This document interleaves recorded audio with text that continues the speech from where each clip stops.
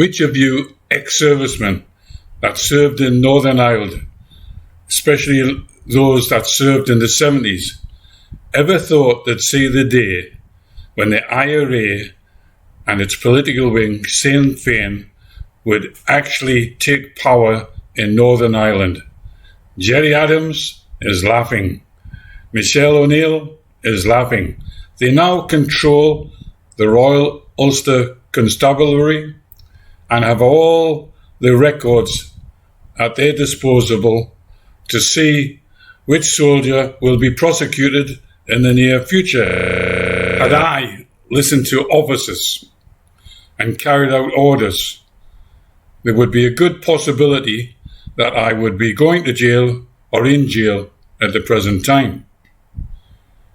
The first officer who murdered people on the day of internment wanted me to plant ammunition on the dead and wounded. And I said, no way. The second officer, when I was a member of the SAS, ordered the SAS to execute people in Northern Ireland. And I said to myself, no way, I am buying myself out of this regiment. Now, the problem with the SAS, you're indoctrinated into never saying no and carrying out orders. That starts from when you start your training, that if you refuse an order, you're out. And that stays with the guys. Being RTU'd, returned to the unit, is the shame factor in the SAS regiment. If you return to unit, you feel really down and the lads will never speak to you again. The lads weren't happy with me because I said I didn't like the regiment and I was buying myself out. There's no way I was going to obey them orders given to me by the lieutenant colonel in charge of the SAS. If a terrorist or if a person on this list that you're going to be given puts his hand out to stop a bus, that is enough reason to shoot him dead, and I mean dead. And this order comes from the Ministry of Defence and above, insinuating it actually started at the Prime Minister in 1975. I was the first SAS soldier to buy his discharge from the SAS regiment, from the regiment. I didn't go back to my unit.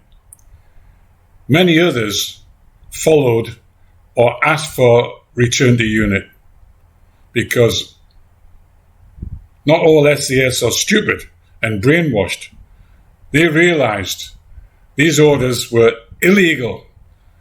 Now, is the government going to take responsibility for these orders? The Ministry of Defence, the Conservative Party, Labour Party, who is going to take responsibility? Is it the soldiers that are going to get done, or where the orders originated from? Ministry of Defence and the high-ups. I can't see politicians backing up the lads.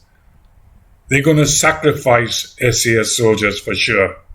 And there's going to be soldiers going to jail in the near future, especially SAS soldiers.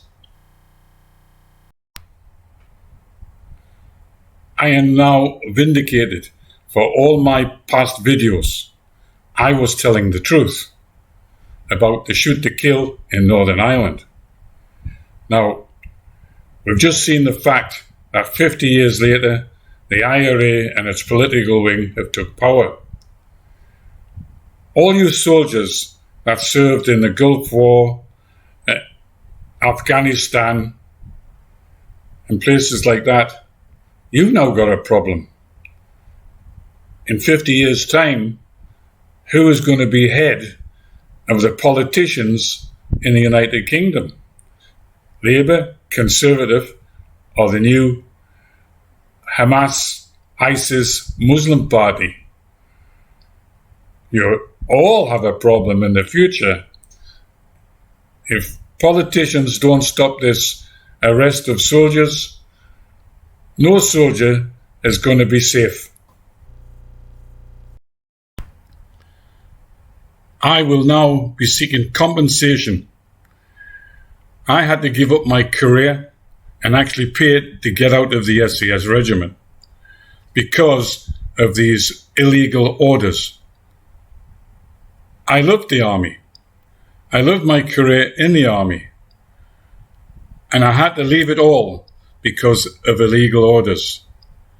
I'm coming back to the UK to fight.